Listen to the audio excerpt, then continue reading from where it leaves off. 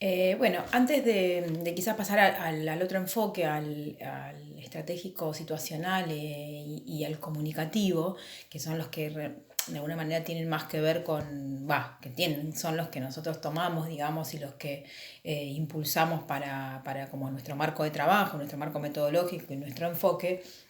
Me parece importante y por qué quizás hago tanto hincapié en la caracterización del enfoque normativo y digamos en las críticas que posteriormente se le hicieron, que de alguna manera, si bien yo digo no es cuestión de demonizar, pero sí me parece importante tener en cuenta estas críticas y además, por supuesto, como dije, teniendo en cuenta el contexto, es por ejemplo algo que nosotros vamos a ver más,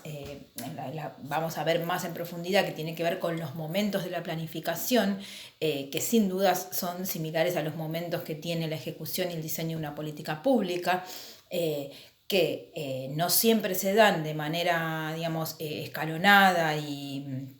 digamos, y calendarizada, esto es primero un momento, segundo otro momento, termina ese momento y se da otro, sino que en la realidad esto se da de manera muchas veces solapada, pero justamente el enfoque normativo lo que ve son estos momentos de manera totalmente aislada, o sea, por un lado la identificación del problema, que la identifica alguien que es ajeno a esa realidad, por el otro lado el diseño y la ejecución, digamos, o sea, el diseño por un lado y la ejecución por el otro, ya pensando también en actores que van desconociendo ese proceso, o sea, claramente se aleja de la idea de proceso, ¿no? Me parece que esto es un dato a subrayar, o sea, no lo ve como un proceso en donde el proceso tiene que ver con una cosa continua, tiene que ver con una revisión, y justamente por otro lado hay una crítica a la falta de evaluación.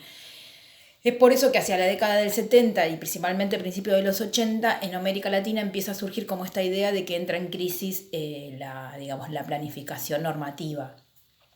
Por un lado, bueno, insisto con esto, al pensar en que estos momentos se visualizaban de manera separada, aislada y por otro lado también como digamos, independientes, sin un diálogo, por eso digo, alejada de la idea de proceso, una de las cuestiones que se le critica, que se le hace, la crítica que se le hace justamente a este enfoque, tiene que ver con la falta de, digamos, de por un lado la ejecución, el diseño de planes, pero la falta de implementación, digamos, que en su conjunto digamos, se visualizaba la realidad, se diseñaba una planificación para responder, digamos, a tal objetivo, para dar respuesta a determinada situación, pero eso tenía falta de implementación en la realidad y por lo tanto también una falta de evaluación. Una de las cuestiones es que justamente había una carencia de evaluación y revisión y por lo tanto al faltar digamos, esta práctica, esta acción que es la de mirar lo hecho para revisar, para pensar en lo que se hizo digamos, y después pensar cómo se sigue o ir para atrás, digamos, revisar y rebobinar y decir, bueno, no, esto no está hecho, digamos, no es correcto, no está dando los resultados esperados. Bueno, justamente lo que había era una ausencia de esta instancia de evaluación. Y lo que sí había, se priorizaba mucho en los resultados, pero sin pensar en una idea de proceso. Entonces,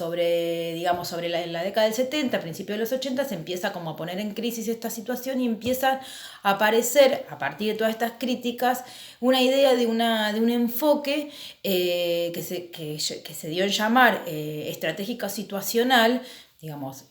por supuesto ustedes ahí en la bibliografía van a tener como un detalle mucho más acabado, con mayor descripción y profundidad, digamos, de estas características digamos, y su surgimiento y demás, pero bueno, es importante acá tener en cuenta que surge de la mano de Matus, que es un funcionario de Allende, y que justamente tenía un sentido de pensar en la planificación al servicio de la política y de un gobierno de características progresistas, ¿no? Entonces esto es ya, digamos, una de las diferencias que me parece importante destacar es la incorporación de la política, no como un elemento aislado, sino como, no, o sea, no como un referente, sino como parte sustancial de la planificación. O sea, la política se pone como central en la planificación.